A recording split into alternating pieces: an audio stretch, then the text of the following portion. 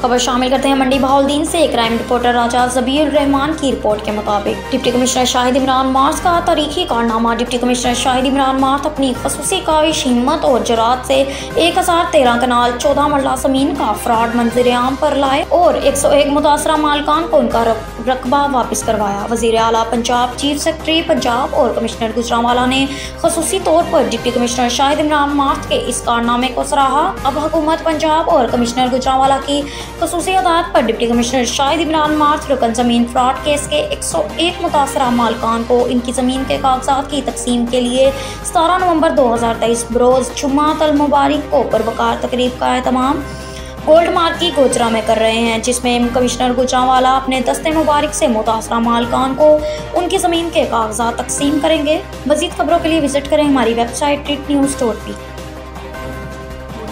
Naveed tikka shop, Munshi मोहल्ला चौक। नया अंदाज, नया जायका और मयार एक साथ। नवीद टिक्का शॉप अपना पैगाम देते हैं, रेट वो जो हर किसी की पहुंच में। नवीद टिक्का शॉप की नई आइटम में फिश टिक्का, चिकन पकौड़ा, सज्जी, चिकन टिक्की, आलू चिकन टिक्की, शामी कबाब, बेहतरीन और साफ सुथरा माहौल, जायकेदार बेहतरीन खानों का मरकज। एक बार जरूर आजमाएं।